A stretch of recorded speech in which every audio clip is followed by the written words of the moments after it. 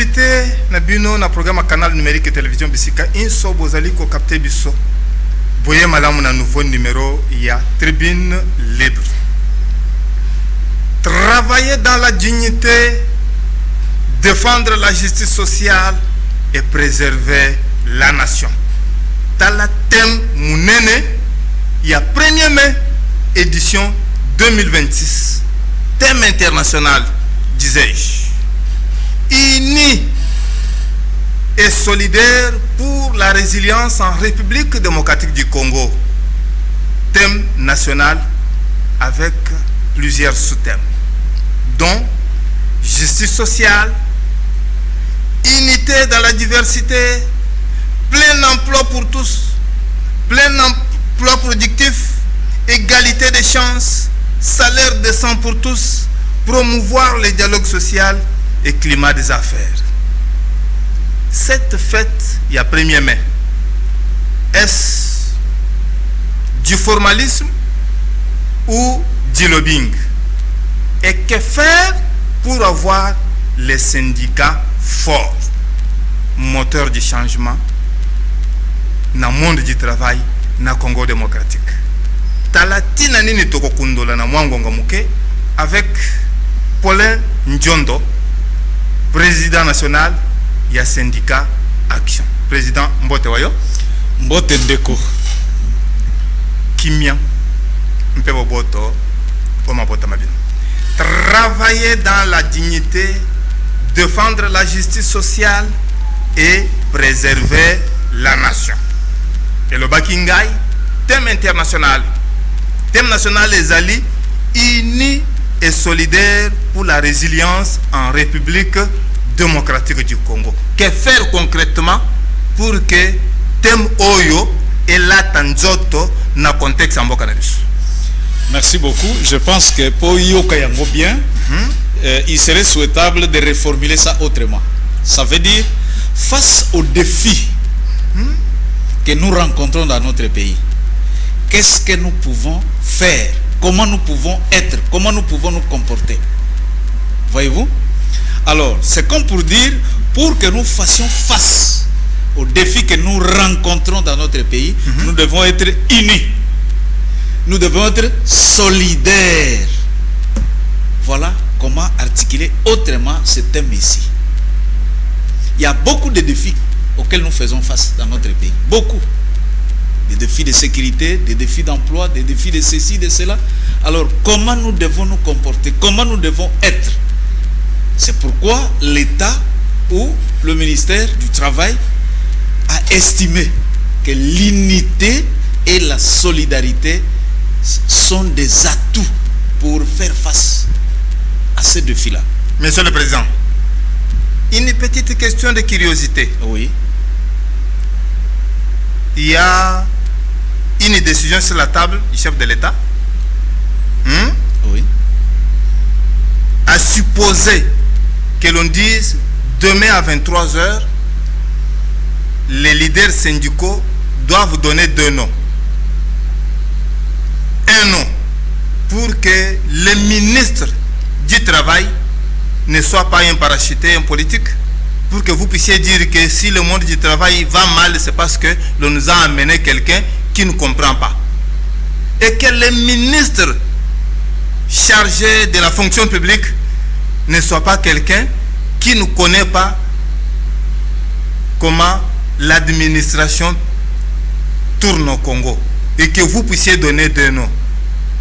Sur les 60, d'abord pour l'INAP, et sur les 100 quelques, 157 pour l'intersyndical national du Congo. Vous serez unis et solidaires? Oui, nous serons unis et solidaires. Ce n'est pas la première fois que nous avons des opportunités. Nous savons comment nous nous désignons au niveau de l'intersyndical national du Congo. Il n'y aura pas de dérapage. Il n'y aura pas de dispute, ni quoi que ce soit. Tout se passera en bonne forme, en bonne et due forme. Voilà. Et d'ailleurs, parce que vous avez parlé... C'est pas pour la consommation que vous le dites? Non, consommer quoi? Non, vous pouvez le dire pour que les gens consomment. Lorsqu'on devient autorité ministérielle, ce n'est pas pour toi ou pour soi. c'est d'abord pour les peuples. Si le chef de l'État pose son dévolu sur vous, c'est d'abord pour être serviteur du peuple. Voilà. Qui vivra verra. On va voir. Justice sociale. Comment on peut vivre la justice sociale dans le contexte en cannabis? Merci beaucoup. Je pense que la justice sociale, l'État a déjà trouvé des solutions à ces sujets. Le ministère du Travail est d'abord la première instance à administrer la justice sociale. Comment? Le ministère du Travail a mis au pied plutôt, l'inspection générale du travail pour résoudre tous les problèmes des inégalités, des irrégularités dans le monde professionnel. Immédiatement, je viens de l'ITEX Africa. J'ai trouvé des inspecteurs en train de faire un contrôle. Et là, il y a eu un problème lié à un dossier disciplinaire. Voyez-vous, c'est là où la justice commence. Et les inspecteurs se sont saisis du problème. Ils vont commencer à administrer la justice, voir si ce que l'employeur est en train de faire est vrai ou faux. Et lorsqu'on quitte l'inspection, quand vous vous entendez, un PV de conciliation est signé. Dressé est signé par le parti. Dressé par l'inspecteur du travail et signé par le parti. Et quand vous ne vous entendez pas, vous ne vous conciliez pas, vous obtenez un PV de non-conciliation, vous allez maintenant au tribunal du travail où moi-même je suis juge. Pauline Djondo. Merci. Il y a deux aspects de la chose. Oui. Le premier, il y a beaucoup de cas traités dans les conseils nationaux du travail. À travers plusieurs sessions, mais non résolus. Je prends un cas typique. Allez-y. On s'est retrouvé na bisika moko musala, employeur a cotisé et a kende qui conversé, bambonga bande okata ba employé te, mais musala esili akei kuna moyen ba payer musolo ba verser qui pona ye ezati. Et des fois il y a na carte mais mbongo non versé. Des fois kombo na ye zakuna te mais ye musala esili. Il n'est plus lié ni à son ancien employeur, ni là-bas à l'inspection du travail. Comment résoudre des cas comme ça? Parce qu'il y en a légion. Je pense que tout travailleur est censé connaître son état face à la Caisse nationale de sécurité sociale. C'est de ça que vous parlez. C'est de ça. Alors, lorsqu'un travailleur est engagé, parmi les priorités, il obtient un contrat et il veille pour que son salaire lui soit coupé à titre d'impôt, à verser à l'État, parce que c'est de ça que notre État vit. C'est de ça que nous construisons nos routes. On achète des armes et construit. Et de deux, il doit préparer ses vieux jours quand il ne sera plus travailleur. C'est-à-dire, il doit veiller à ce que son employeur avance ou dépose son nom à la CNSS, Caisse nationale de sécurité sociale, pour qu'à la fin de chaque mois, un pourcentage lui soit coupé. Garder, ce n'est pas qu'on va verser, on va garder là-bas. C'est une banque. On va garder pour lui une caisse. On garde de sorte qu'à la fin de son travail, lorsque son travail sera à terme, il obtiendra ce qu'on appelle la retraite. Il va directement constituer son dossier. 70 derniers bulletins à verser à la CNSS. Et la prise en charge commence. Mais un travailleur qui fait 10 ans ne sait pas si son argent est gardé à la Caisse nationale de sécurité sociale. Ça n'existe pas. Ils doivent être vigilants eux-mêmes. Ça n'existe pas. Mais il y a des cas comme ça, monsieur le Président. Il y a des cas. Oui, il y a des cas, mais ces employeurs qui font ça sont obligés de payer cet argent-là. Ils sont obligés de payer. Bon, ça... Et comment payer? Le travailleur concerné doit se plaindre là, à l'inspection des circuits. Là, vous l'avez dit juste oui, pour balayer du revers de la main. Mais vous savez que maintenant, là, il y avait même des clauses pour les SMIC, les fameux SMIC. Mais pas ça les peine, fameux, le SMIC, le décret court. Mais ça peine. Non, ça ne peine pas, ça peine. Pourquoi? C'est l'incompréhension des employeurs qui s'accrochent à leur syndicat. Parce que le décret est une mesure législative, est une mesure de droit qui légifère en cette matière pour donner droit aux travailleurs d'avoir le minimum journalier. Et si aujourd'hui nous sommes passés à 21 500, il n'y a pas un autre décret qui annule.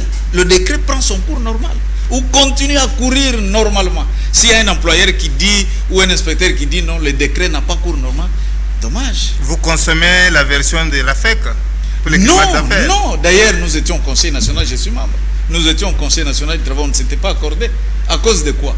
À cause de Parce quoi? que les employeurs voulaient retarder l'application ou disséquer par palier cette modique somme de 21 500. Comment on peut disséquer un salaire de quelqu'un journalier? Non, vous avez travaillé aujourd'hui, vous avez droit à 2000 et demain vous aurez plus, après un mois vous aurez droit à 3000 jusqu'à totaliser 21 salaires coupés en morceaux. Ça n'existe pas. Mais c'est l'employeur qui paye. Ça n'existe pas. Il doit payer parce que moi, le travail, je ne le fais pas en morceaux. Je fais le nombre d'heures exigées. Et lui aussi doit payer ce que l'État a dit. Mais nous devons respecter quand même l'État. C'est notre État à nous. Si nous-mêmes, nous ne respectons pas notre État, qui viendra le respecter à notre place? Vous vivez sur quelle planète? Nous sommes en RDC. Nous devons tous respecter notre État. Montrer l'exemple aux venants. Voilà. Vous êtes président. Aux expatriés. Vous êtes président d'un syndicat. Mais si ces expatriés ne respectent pas, ils tirent l'exemple chez nous. Mais ce n'est pas un bon exemple à donner. Unité dans la diversité. Ok.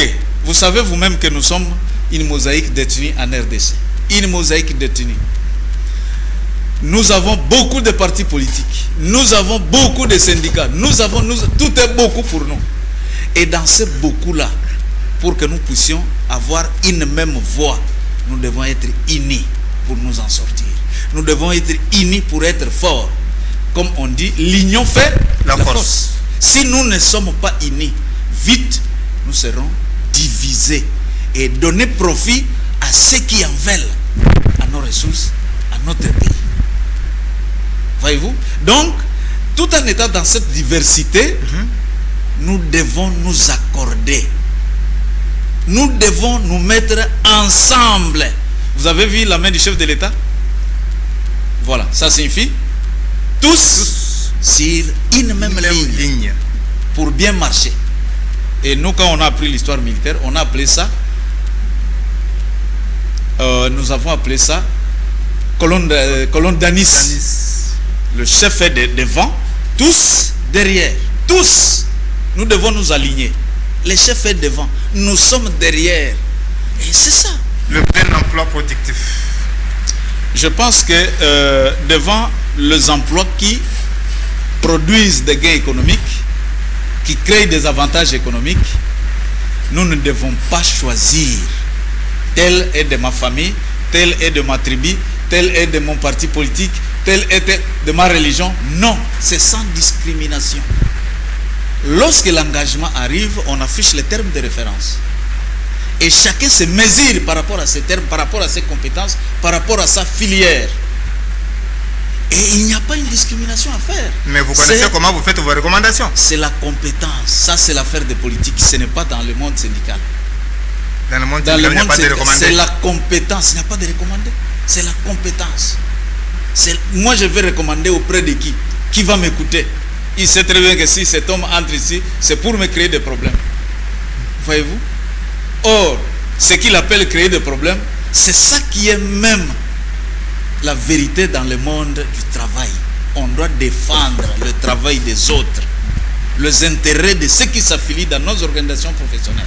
Et c'est comme ça. Égalité des chances pour tous. Voilà. Nous sommes une mosaïque en RDC. Mosaïque de tout. Nous ne devons pas approcher la vie dans le monde professionnel, dans tous les domaines, tout en ayant en tête la discrimination. Nous devons tenir compte, privilégier la compétence, donner la chance à tout le monde de compétir. Voilà.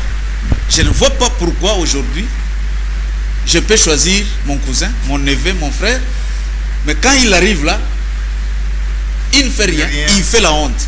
Et cette honte me reviendra en priorité. Parce que c'est moi qui l'ai amené là. Mais vous finissez par dire que c'est moi qui ai souffert pour créer cette boîte? Non, non, ce n'est pas ça.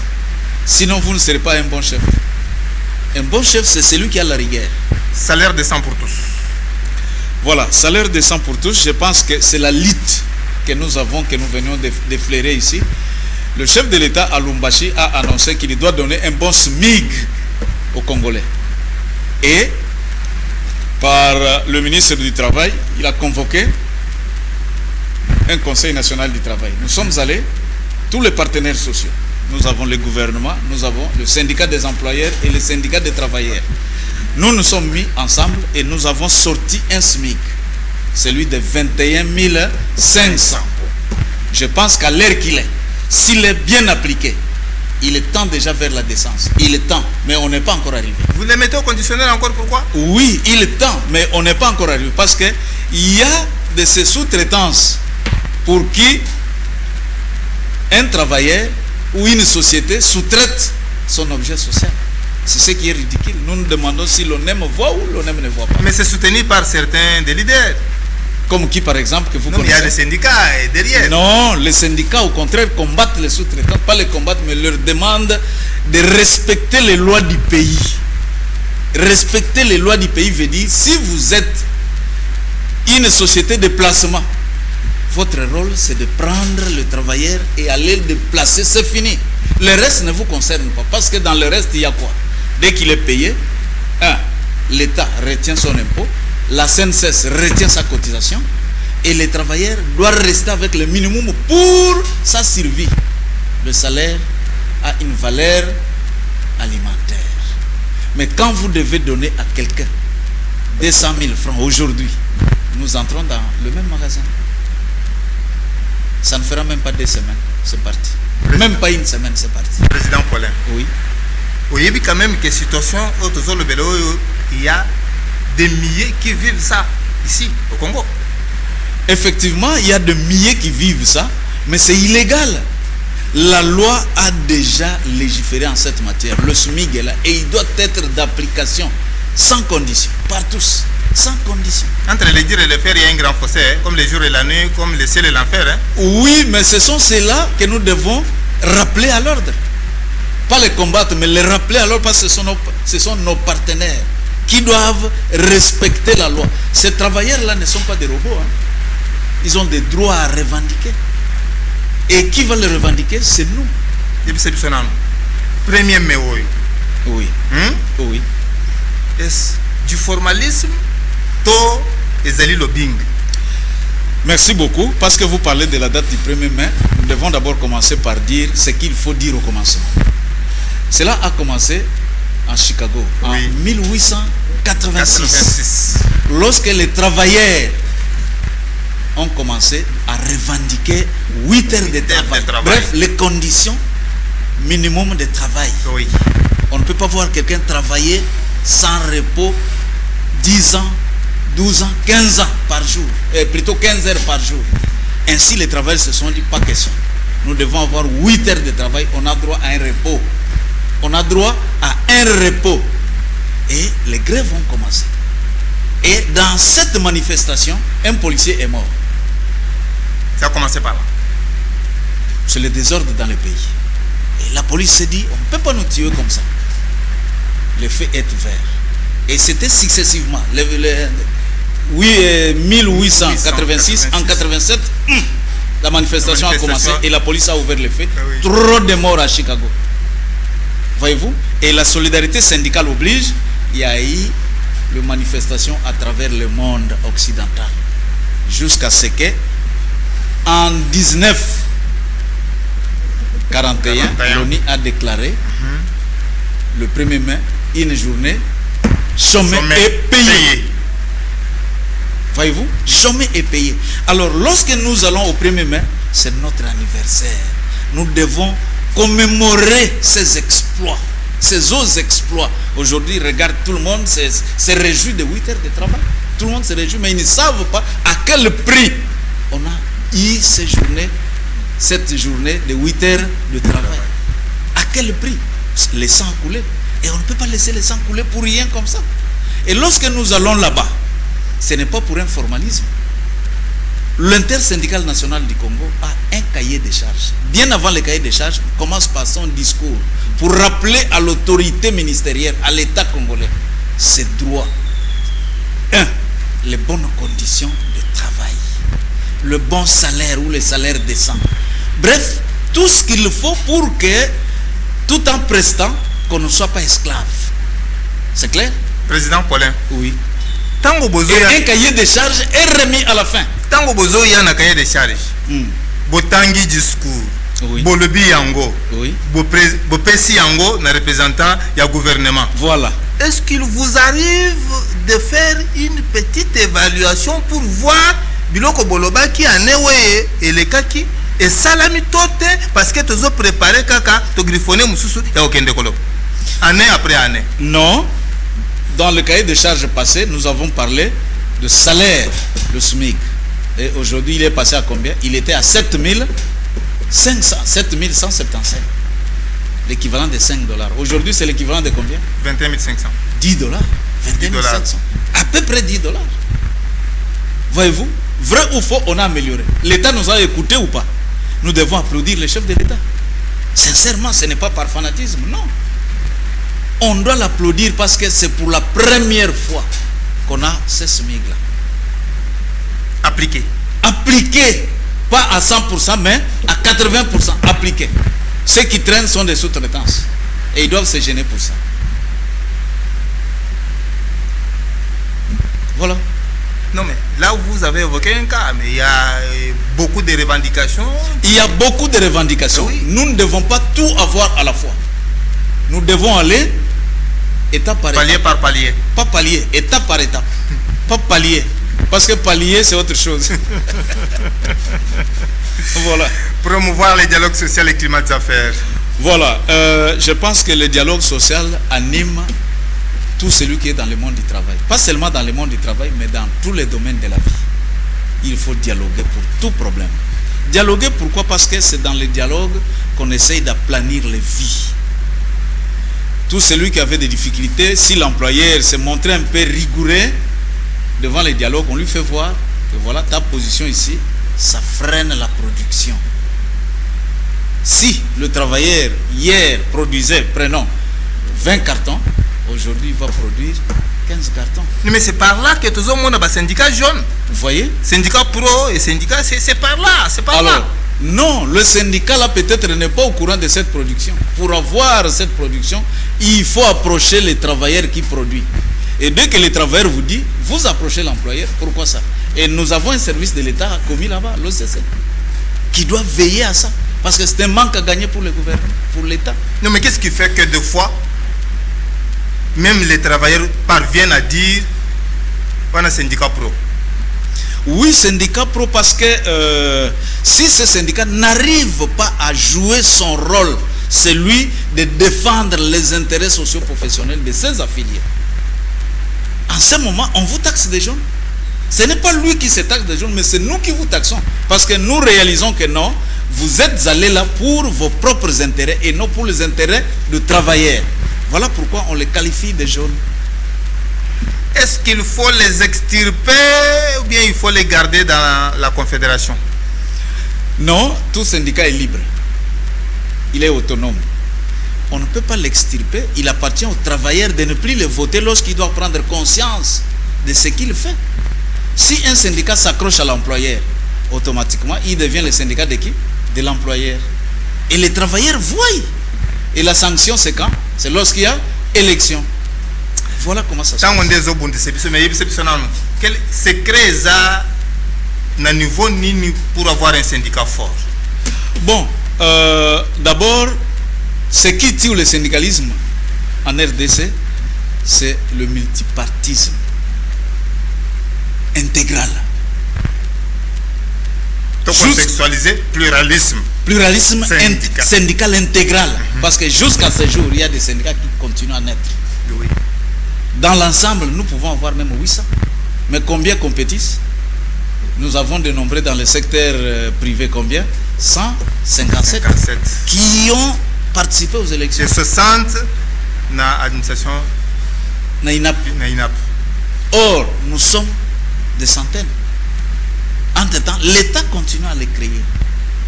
Avec ça, le syndicalisme devient un métier pour aller chercher à manger. Ce n'est plus une vocation. Ce n'est plus un métier noble. Et de l'autre côté, comment les syndicats peuvent devenir forts? C'est lorsque l'État prendra des subsides. Il donne aux syndicats qui ne peuvent plus être pauvres, qui ne peuvent plus dépendre totalement de travailleurs. Et ce qui l'État peut Parce que je prends un exemple. L'ONATRA. Oui. Qu'est-ce que vous constatez? Il n'y a pas de check-off, ce qu'on appelle les cotisations sociales, cotisations syndicales. Les travailleurs ne cotisent pas. Et comment vous trouvez les syndicats là? Derrière l'employeur. Derrière l'employeur. Ce n'est plus l'affaire de défendre le travailleur, c'est derrière l'employeur. Ce qui n'est pas bon du tout. Et ayant compris que ça ne va pas, on tente déjà vers les élections, on cherche à se rattraper. Est-ce que ça ne fait pas tard? Bonne interrogation. Parce que pour ne pas être piétiné par les employeurs, on doit d'abord se suffire soi-même. Lorsqu'un employeur voit un syndicaliste venir à pied, tendre la main pour un petit transport, automatiquement vous devenez faible. Il cherchera à vous empocher. Et dès qu'il commence à vous empocher, votre idéal tombe. C'est vrai qu'il y a beaucoup à dire. Oui. Mais tokobiangi sayo awa poto ya kokondolango. Ya solo tokozala prêt pona koya. Paulin John Donazo rappelé que vous êtes le président national ya syndicat Action Totondio. Merci beaucoup. Na kombo ya Daniel Tsusungu, Firandongala, Padu Bombusa, Jeff Azam, Guillaume Mubenga mingi bino ba yebozeli ko tambola na bendela ntomba Kongo na mitema na bino, François Mukanda atondi bino tokutani mbalasi. Merci beaucoup.